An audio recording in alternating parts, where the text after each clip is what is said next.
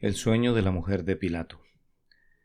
Sermón predicado la mañana del domingo 26 de febrero de 1882 por el reverendo Carlos Haddon Spurgeon en el Tabernáculo Metropolitano en Newington, Londres.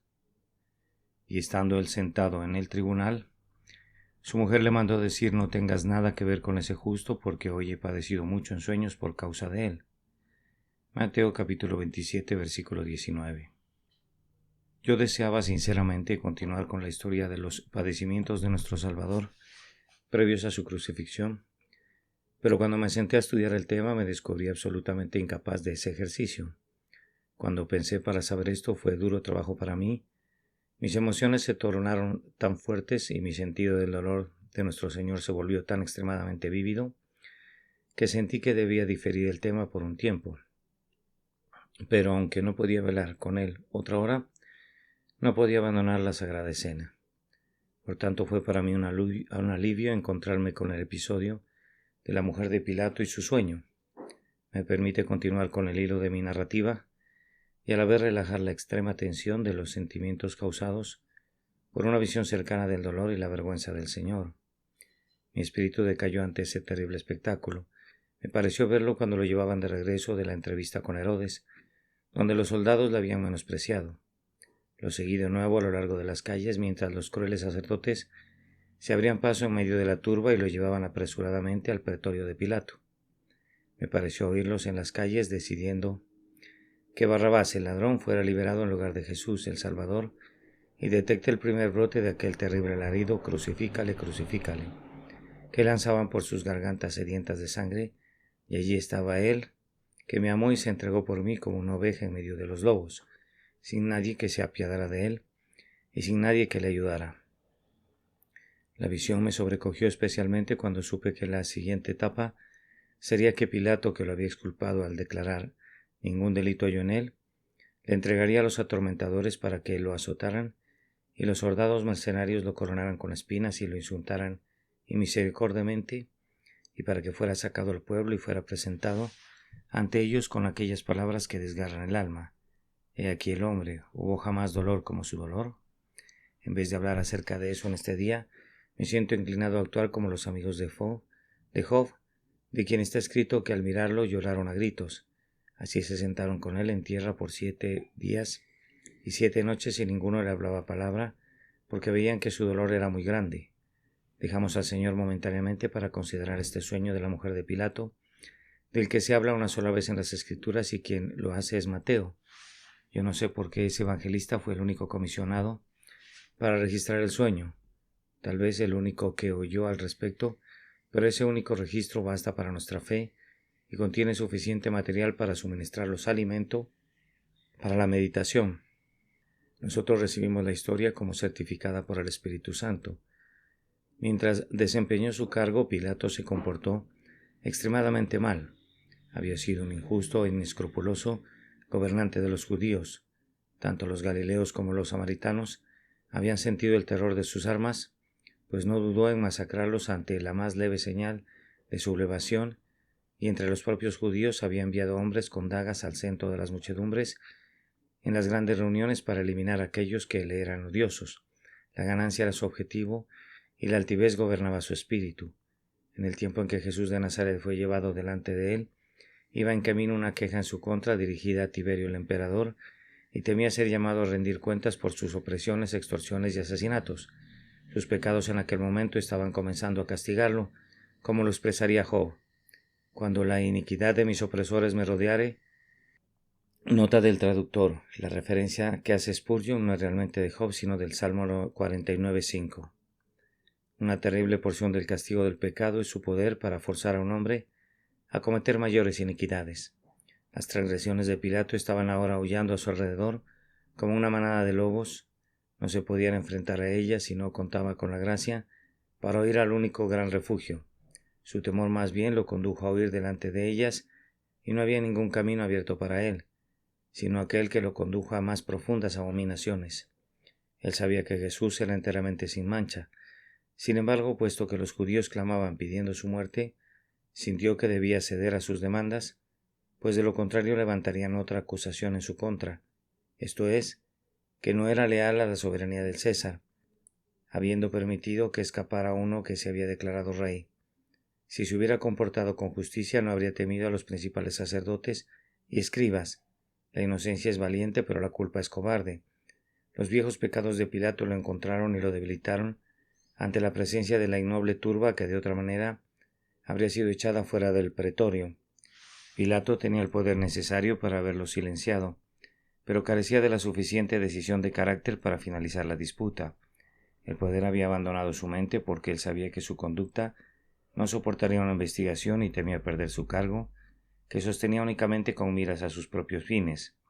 Vean allí con lástima a esa despreciativa pero vacilante criatura, titubeando en la presencia de hombres que eran más perversos que él mismo y más decididos en su propósito. La feroz determinación de los malvados sacerdotes provocó que por una política indecisa Pilato se acobardara en su presencia y fuera conducido a hacer lo que gustosamente habría evitado. El comportamiento y las palabras de Jesús habían impresionado a Pilato. Digo el comportamiento de Jesús, pues su mansedumbre sin par debe haber impactado al gobernador como algo muy inusual en un prisionero. Él había visto en muchos judíos capturados el valor fiero del fanatismo, pero no había en Cristo ningún fanatismo. Pilato había visto también en muchos prisioneros la vileza que haría cualquier cosa o diría cualquier cosa para escapar de la muerte, pero no vio nada de eso en nuestro Señor. Vio en él una docilidad y una humildad inusuales, combinadas con una dignidad majestuosa. Contempló la sumisión mezclada con la inocencia. Esto hizo que Pilato sintiera cuán terrible es la bondad. Pilato estaba impresionado, no podía evitar estar impresionado con este singular ser sufriente. Además, nuestro Señor había dado el testimonio de una buena confesión delante de Pilato.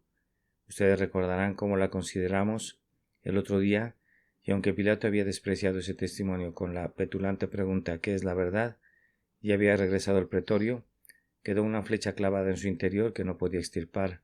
Podría haber sido principalmente superstición, pero sentía un temor por alguien de quien sospechaba a medias que se trataba de un extraordinario personaje. Pilato sentía que él mismo estaba colocado en una extraordinaria posición, al pedírsele que condenara a alguien que sabía perfectamente que era inocente. Su deber era muy claro, no podría albergar ninguna duda al respecto, pero el deber no era nada para Pilato comparado con sus propios intereses. Él perdonaría la vida del justo si hubiera podido hacerlo sin comprometerse, pero sus cobardes temores lo redujeron a derramar sangre inocente.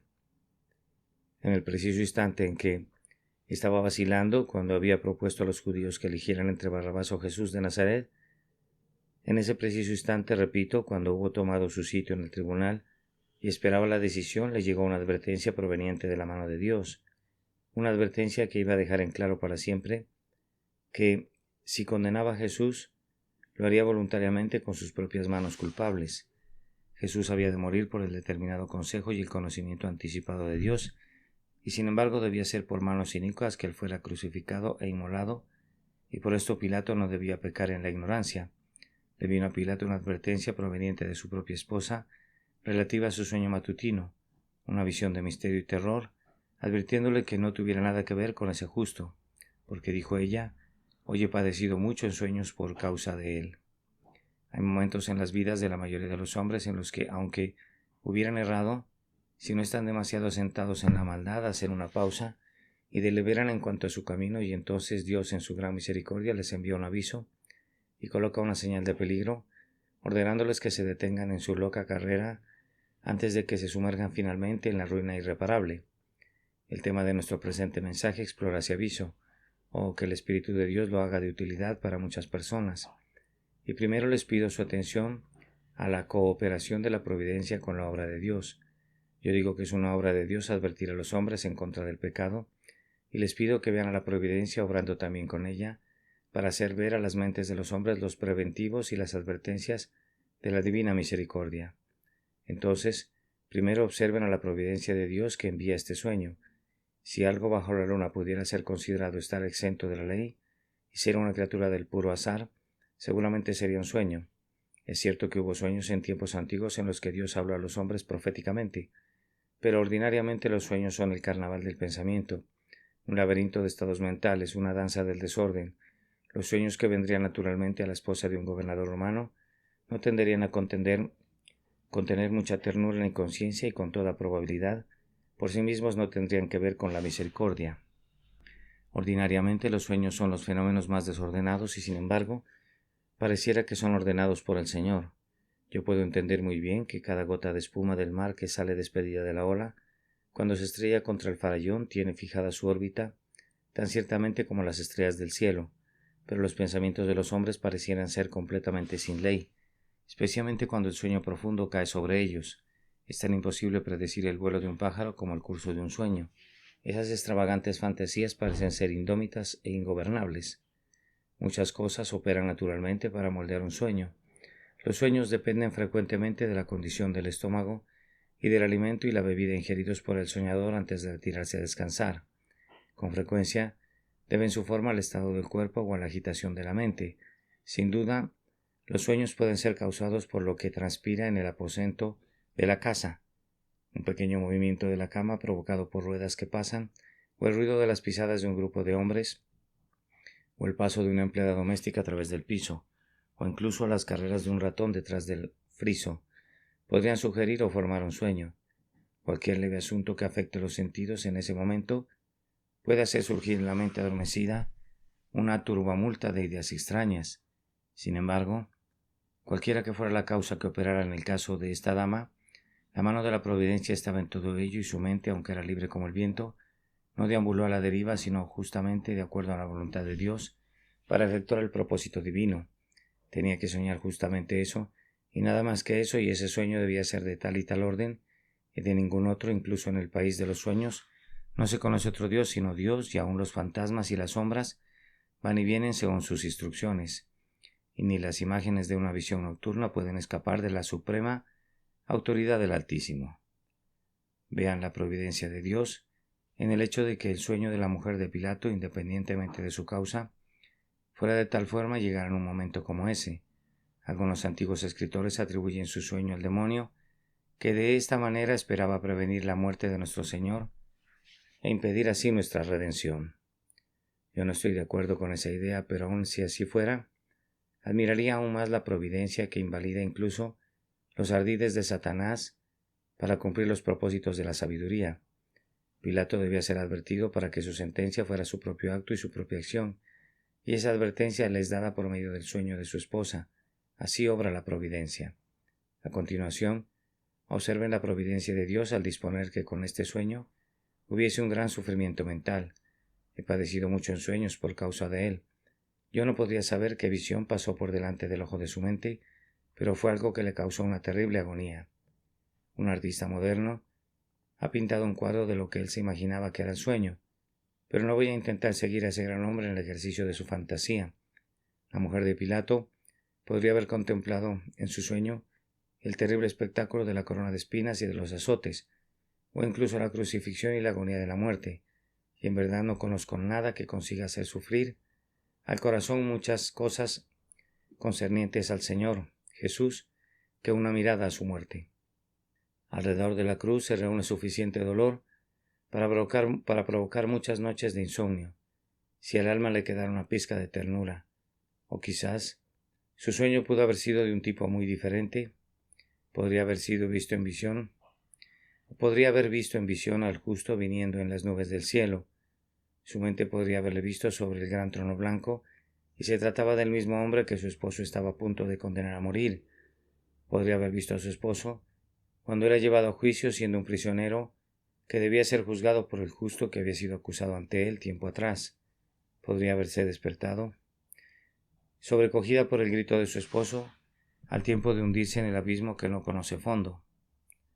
Cualquier cosa que hubiera sido, ella había experimentado repetidas emociones dolorosas en el sueño y se despertó sobrecogida y atónita. El terror de la noche se había apoderado de ella y amenazaba con convertirse en un terror para ella por el resto de sus días, y por tanto se apresuró a detener la mano de su esposo.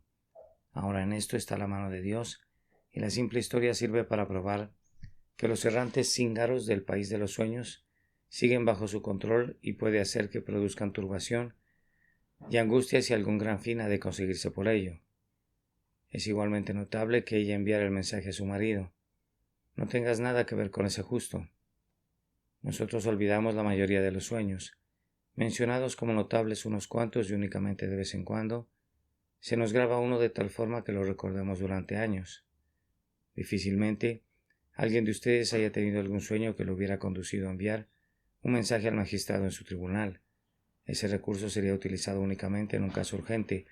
Aunque el juez fuera tu propio marido, dudarías mucho antes de preocuparlo con tus sueños mientras él estaba ocupado con importantes asuntos públicos. Generalmente un sueño puede esperar hasta que el trabajo termine, pero era tan profunda la impresión que permanecía en la mente de esta dama romana que no espera hasta que su marido regrese a casa, sino que le envía un mensaje de inmediato. Su consejo es urgente. No tengas nada que ver con ese justo. Ella tiene que advertirle ahora antes que él le aseste algún golpe y con mayor razón antes que ensangrente sus manos con su sangre. No le envió decir haz algo leve con él y azótalo y déjalo en libertad, sino que le dijo no tengas nada que ver con él. No digas ni una sola palabra áspera, ni le hagas ningún daño. Libéralo de sus adversarios. Si ha de morir, que sea por otra mano y no por la tuya. Esposo mío, esposo mío. Esposo mío, te lo suplico, no tengas nada que ver con ese justo. Déjalo en paz, te lo ruego. Ella formula su mensaje muy enfáticamente. No tengas nada que ver con ese justo, porque hoy he padecido mucho en sueños por causa de él. Piensa en tu mujer, piensa en ti mismo. Mis sufrimientos por causa de ese santo han de servir en advertencia para ti. Yo te ruego que lo dejes en paz. Y sin embargo, ¿saben? Su mensaje suena más bien autoritario a mis oídos, siendo el mensaje de una mujer a su marido, y siendo él un juez, contiene un tono que no está ordinariamente presente en las comunicaciones de las esposas con sus esposos. No tengas nada que ver con ese justo, porque hoy he padecido mucho en sueños por causa de él. Muestra una maravillosa providencia de Dios que esta dama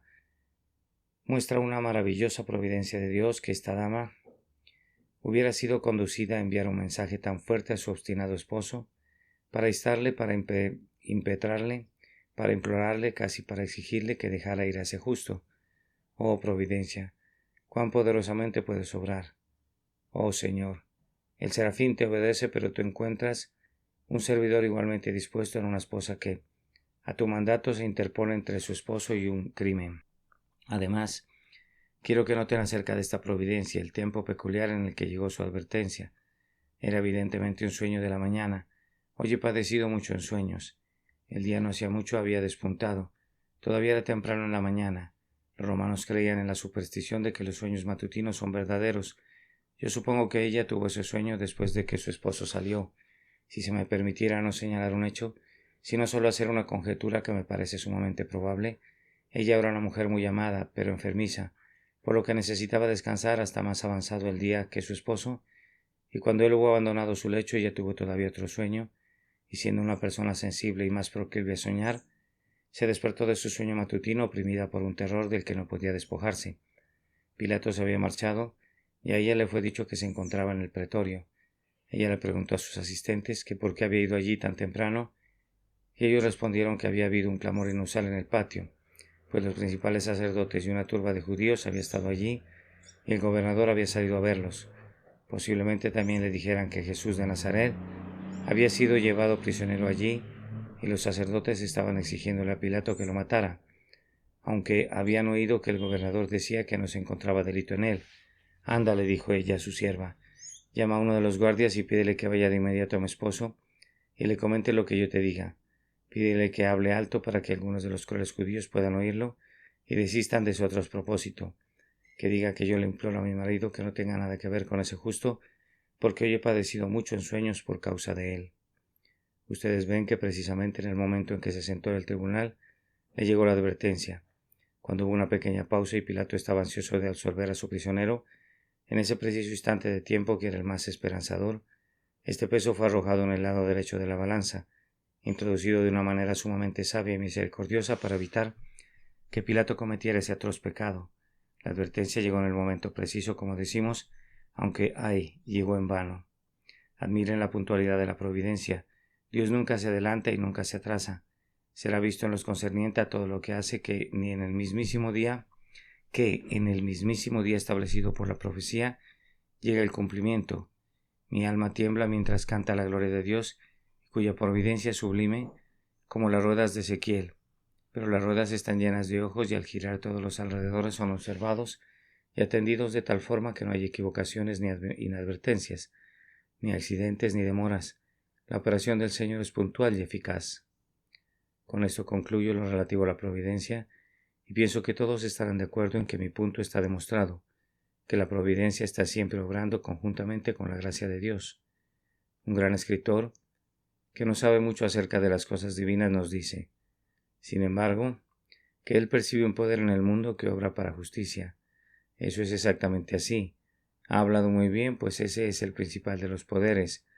Cuando ustedes y yo salimos a advertir a los hombres del pecado, no estamos solos. Toda la providencia nos apoya. Cuando predicamos a Cristo crucificado, somos obreros conjuntamente con Dios. Dios está obrando con nosotros como también por nosotros. Todo lo que ocurre está conduciendo hacia el fin para el que trabajamos, cuando buscamos convencer a los hombres de pecado y de justicia.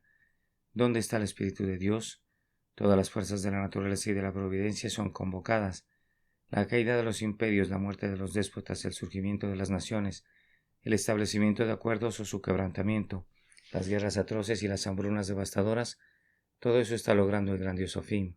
Sí, y los asuntos domésticos tales como la muerte de los hijos, la enfermedad de las esposas, la pérdida del trabajo, la pobreza de la familia y miles de otras cosas están obrando y obrando para el mejoramiento de los hombres, y ustedes y yo, al prestar nuestra pobre debilidad para cooperar con Dios, estamos marchando con todas las fuerzas del universo. Entonces reciban consuelo de esto. Oh obreros de Jesús, que sufren muchas cosas por Él, tengan buen ánimo, pues las estrellas en sus cursos luchan por los siervos del Dios vivo y las piedras del campo están en alianza con ustedes. En segundo lugar, yo deduzco de esta historia la accesibilidad de la conciencia para Dios. ¿Cómo hemos de tener acceso a Pilato? ¿Cómo hemos de advertirle? Pilato ha rechazado la voz de Jesús y la presencia de Jesús. ¿No podrían ir por Pedro para que contendiera con él? Ay, Pedro, ha negado a su maestro. ¿No podrían entonces traer a Juan? Incluso él ha abandonado al Señor. ¿Dónde se podría encontrar algún mensajero? ¿Será encontrado en un sueño? Dios llega a los corazones de los hombres a pesar de los endurecidos que puedan estar.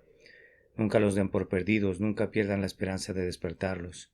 Si su ministerio y el ministerio del bendito libro parecieran todos como nada, Dios puede alcanzar la conciencia por medio de un sueño.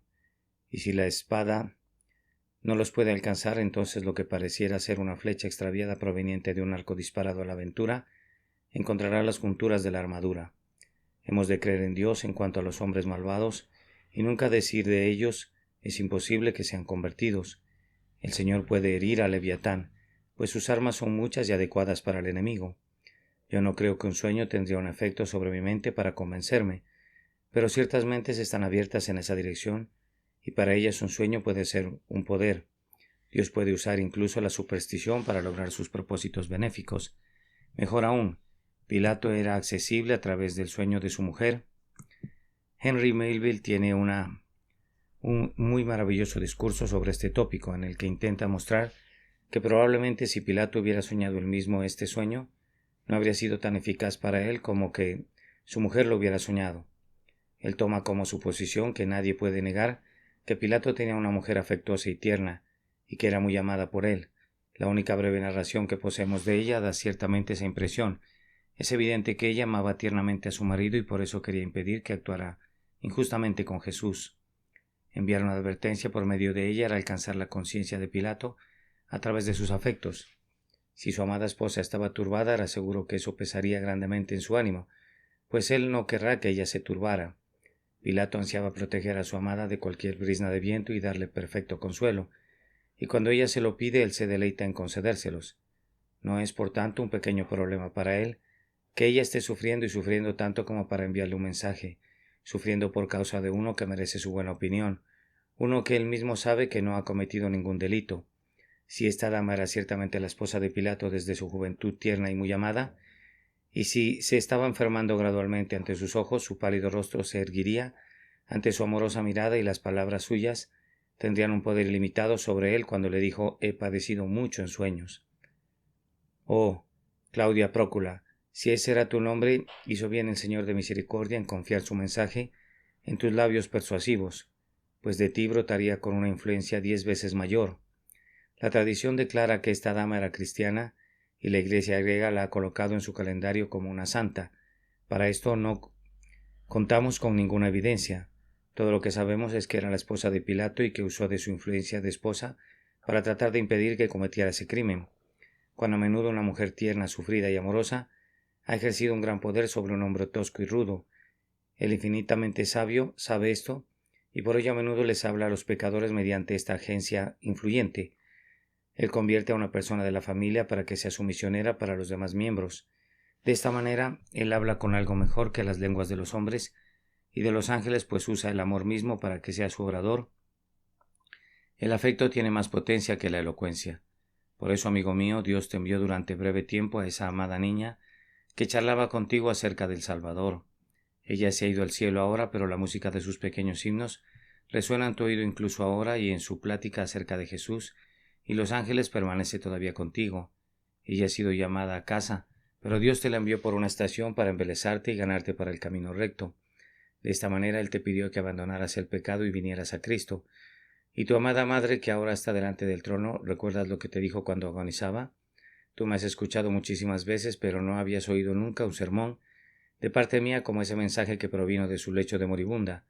No podrías olvidarlo ni quedar libre de su poder. Ten cuidado de que no lo trates a la ligera. Para Pilato, el mensaje de su mujer era el ultimátum de Dios. Ya no le volvió a advertir nunca más e incluso Jesús se quedó callado delante de él. Oh, amigo mío, para ti podría ser que tu hija o tu madre o tu afectuosa esposa fueran el último mensajero de Dios, el esfuerzo final del ángel amonestador, para conducirte a una mente renovada. Un pariente amoroso suplicando con lágrimas es a menudo la lejana esperanza de la misericordia.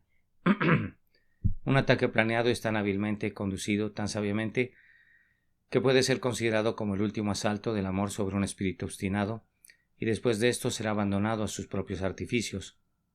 La selección de la esposa fue hecha sin duda por la infinita sabiduría y ternura, por si fuera posible que Pilato fuera detenido en su carrera de crimen, y fuera fortalecido para llevar a cabo un acto de justicia por medio del cual habría evitado el más terrible de los crímenes.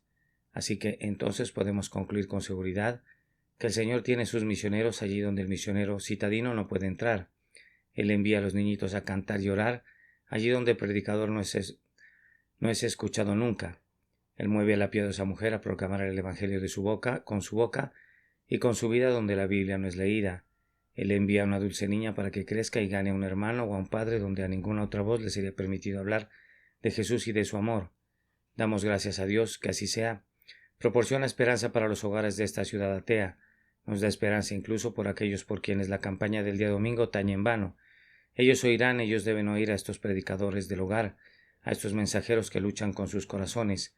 Ay, y permítame agregar que donde Dios no emplea un sueño, ni usa a una esposa, Él puede acceder a las conciencias de los hombres, sin usar medios visibles, sino por pensamientos que vienen sin ser invitados y que permanecen en el alma. Verdades enterradas por largo tiempo súbitamente se levantan, y cuando el hombre está en el propio acto del pecado es detenido en el camino, como Balaam fue detenido cuando el ángel se encontró con él. Cuán a menudo ha ocurrido que la conciencia choca con un hombre culpable en el mismo momento en el que tenía la intención del placer comprado con agravio, como Elías se encontró con Acab a las puertas de la viña de Nabot, como da un respingo el rey cuando divisa al profeta. Hubiera preferido ver al propio demonio antes que a Elías. Airadamente grita: «¿Me has hallado, enemigo mío?», aunque en realidad Elías era su mejor amigo, si lo hubiera sabido. A menudo, la conciencia ataca bruscamente a un hombre cuando el exquisito manjar del pecado ha sido enrollado bajo su lengua y está apenas sentándose para disfrutarlo. La visita de la conciencia convierte la miel robada en amargura y el gozo prohibido en angustia. La conciencia con frecuencia acecha como un león en la maleza, y cuando el pecador va pasando por el ancho camino salta sobre él y durante un rato se ve en serios apuros. El hombre malo es comparable al Leviatán, de quien leemos que la gloria de su vestido son escudos fuertes, cerrados entre sí estrechamente de tal forma que la espada que sea asestada sobre él no puede resistir, ni la lanza, ni el dardo, ni la jabalina, y sin embargo el Señor tiene la forma de llegar a él y de herirlo muy severamente. Por tanto, debemos esperar y orar en relación a los peores hombres, hermanos y hermanas. Usen para el bien de los hombres cualquier cosa que se ponga en su camino. Usen no solamente el sobrio argumento y la sana doctrina, sino que incluso ni si un sueño ha tocado su corazón, no duden en repetirlo donde pueda causar efecto. Cualquier arma puede ser usada en esta guerra, pero asegúrense de buscar efectivamente las almas de los hombres, todos ustedes. Ustedes que son esposas sean movidas especialmente a realizar esta sagrada obra. Recuerden a la mujer de Pilato y piensen en ella en el momento que da afectuosamente la advertencia a su marido, y vayan y hagan lo mismo. Nunca dejen de darle a un esposo impío la palabra que podría convertirlo del error de sus caminos. Y ustedes, amados hijos, ustedes hermanos, ustedes hermanas, ustedes que son del tipo más gentil, no duden a su propia manera tranquila en ser los heraldos de Jesús en el lugar que les hubiera correspondido. En cuanto a todos nosotros, estemos atentos para aprovechar cada ocasión para reprimir el pecado y promover la santidad. Debemos advertir a los impíos de inmediato, pues también el hombre a quien somos enviados no ha cometido todavía el acto fatal. Hemos de pararnos en el resquicio mientras haya todavía espacio para el arrepentimiento. Pilato está ahora mismo sentado en el tribunal. El tiempo es precioso, dense prisa, antes de que cometa el hecho de sangre, envíenle el mensajero. Deténgalo antes de que el acto sea consumado. Aunque él se queje por su interferencia, díganle, no tengas nada que ver con ese justo, porque he padecido mucho por causa de él y te ruego que no hagas nada contra él. Ese es nuestro segundo punto. Que Dios los bendiga. Aunque yo no pueda predicar sobre él como quisiera. Que Dios bendiga este punto. El Espíritu de Dios puede infundirle poder. En tercer lugar, tenemos ahora la lamentable tarea de observar el frecuente fracaso incluso de los mejores medios. Me he aventurado a decir que, hablando humanamente, el mejor instrumento para tocar la conciencia de Pilato era que su mujer fuera conducida a reconvenirle. Él escucharía solo a unos cuantos, pero a ella sí le escucharía y, sin embargo, incluso su advertencia fue en vano. ¿Cuál fue la razón? Primero, el interés propio estaba involucrado en el asunto y ese es un factor poderoso. Pilato tenía temor de perder su cargo de gobernador. Los judíos se enojarían si no obedecía a sus crueles exigencias.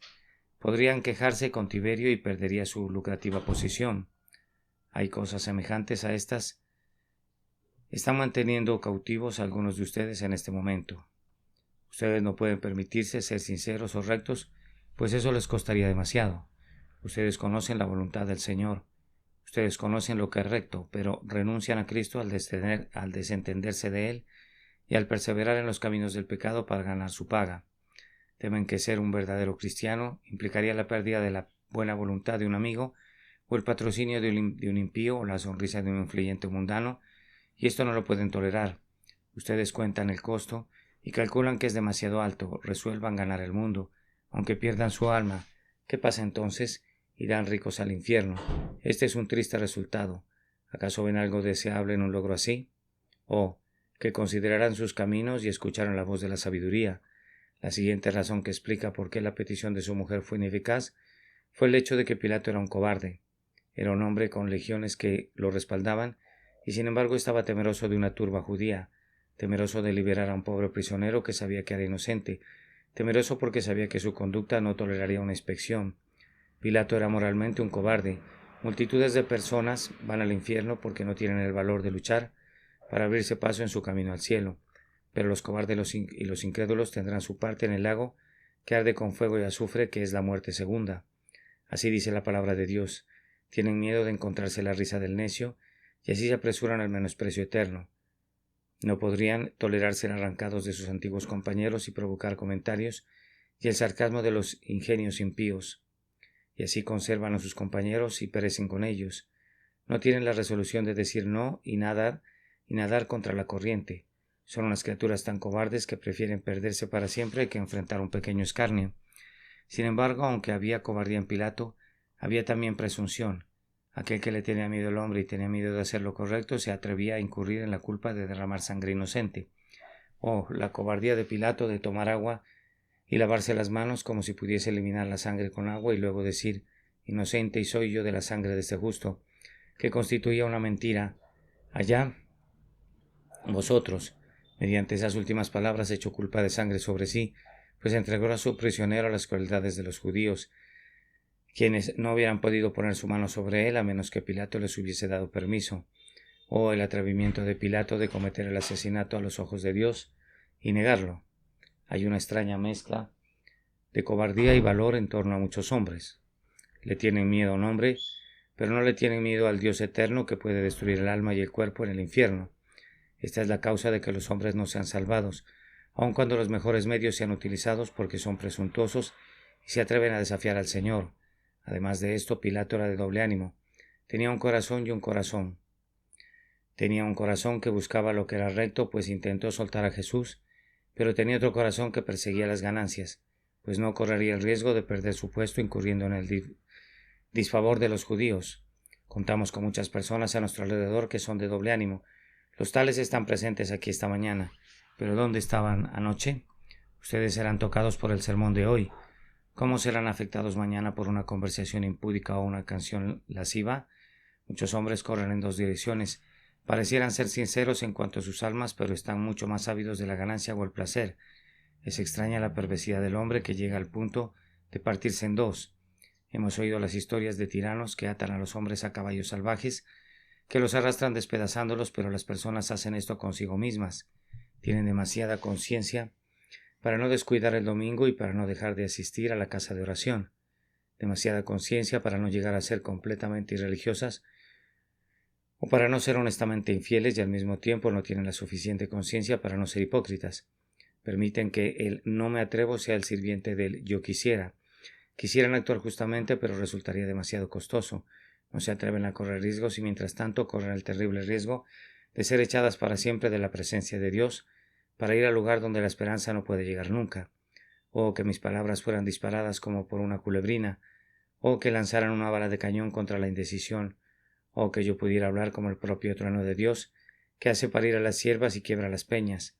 De igual manera quisiera yo advertir a los hombres contra estos desesperados males que frustran los esfuerzos de la misericordia de tal forma que, incluso cuando la propia mujer del hombre, con el amor más tierno, le pide que se escape de la ira venidera, él todavía elige su propia destrucción. Por último, tenemos un punto que es todavía más terrible, la sobrecogedora condenación de aquellos que transgreden así. Este Pilato era culpable más allá de toda excusa. Él deliberadamente y por su propia y espontánea voluntad condenó al justo Hijo de Dios a muerte, habiendo sido informado de que él era el Hijo de Dios y sabiendo tanto por su propio examen como por su esposa que él era un justo. Observen que el mensaje que Pilato recibió era sumamente claro. Fue sugerido por un sueño, pero no hay nada desvariado en él. Contiene toda la claridad que puede ser expresada en palabras. No tengas nada que ver con ese justo, porque hoy he padecido mucho en sueños por causa de él. Pilato condenó al Señor con sus ojos abiertos, y esa es una terrible manera de pecar. Oh, mis queridos amigos, me estoy dirigiendo a algunos aquí que tienen el propósito de hacer algo muy pecaminoso, pero han recibido últimamente una advertencia de Dios. Yo quisiera agregar una amonestación más. Yo les ruego por el Dios bendito y por el sangrante Salvador, que como se aman a ustedes mismos y como aman a su compañera de quien les pudo provenir la advertencia, que se paren y detengan su mano. No hagan esta cosa abominable. Ustedes sabrán. La advertencia no se les hace de alguna manera misteriosa y oscura, sino que llega muy directa a ustedes en términos inconfundibles. Dios les ha enviado la conciencia y ha iluminado esa conciencia de tal manera que les habla en un español muy claro. El sermón de este día los detiene en la calzada del pecado, pone una pistola en su oído y les exige la bolsa o la vida. Si se movieran un centímetro sería a riesgo de su propia alma. ¿Me están escuchando? ¿Habrán de considerar esta reconvención enviada del cielo? ¿O que se quedaran quietos un rato y creyeran lo que Dios les habla mientras les pide que se entreguen a Cristo hoy? Podría ser ahora o nunca en cuanto a ustedes, como sucedió con Pilato aquel día. A Pilato le fue descrito plenamente el mal que estaba a punto de cometer, y por tanto si seguía adelante su presunción sería muy grande. Su esposa no había dicho no tengas nada que ver con ese hombre, sino con ese justo, y esa palabra resonó en sus oídos, y se repitió una y otra vez hasta que él mismo la repitió también. Lean el versículo 24. Cuando se estaba lavando sus perversas manos, dijo, inocente soy de la sangre de este justo. El propio nombre que su mujer había dado a nuestro Señor. Las flechas se clavaron en él. No podía quitárselas de encima. Como una bestia salvaje tenía la jabalina clavada en su costado, y aunque se apresuró al bosque de su pecado, estaba evidentemente todavía enconada en él. Las palabras ese justo le causaban obsesión. Algunas veces Dios hace que un hombre vea el pecado como pecado y le hace ver su negrura, y si luego persevera en el pecado se vuelve doblemente culpable y atrae sobre sí una intolerable condenación que sobrepasa a la de Sodoma de antaño. Además de eso, Pilato estaba pecando no solo después de una clara advertencia y una advertencia que destacaba la negrura del pecado, sino que estaba pecando después de que su conciencia había sido tocada y conmovida a través de sus afectos. Es algo terrible pecar contra la oración de una madre. Ella se interpone en tu camino, ella extiende sus brazos y con lágrimas declara que obstruirá tu camino a la perdición. ¿Acaso forzarás tu paso hacia la ruina sobre su cuerpo postrado? Ella se arrodilla, se aferra a tus rodillas, te ruega que no te pierdas. ¿Acaso eres tan brutal como para hollar su amor? Tu hijita te suplica, ¿desatenderás a sus lágrimas? Ay, te pertenecía, pero la muerte la ha arrebatado, y antes de partir te suplicó que la siguieras al cielo y cantó su pequeño himno. Sí, nos reuniremos en el río. ¿Acaso arrojarás a un lado a tu bebé como si fueses otro Herodes que quiere asesinar a los inocentes? Y todo con el objeto de que te puedas condenar a ti mismo para siempre y ser tu propio destructor. Es duro para mí hablarte de esta manera. Si algunos de ustedes se dan por aludidos, será duro para ustedes oírlo. Yo en verdad espero que sea tan duro que al final dirán: voy a ceder al amor que me asedia con tan tiernos ruegos. No sería un trozo de pura imaginación si concibiera que en el último gran día, cuando Jesús se siente en el tribunal y Pilato esté allí para ser juzgado por las acciones hechas en el cuerpo, que su esposa sea un testigo dispuesto contra él para condenarlo. Yo puedo imaginar que en el último gran día habrá muchas escenas parecidas en las que aquellos que nos amaron más producirán las más válidas evidencias en contra nuestra si todavía estamos en nuestros pecados.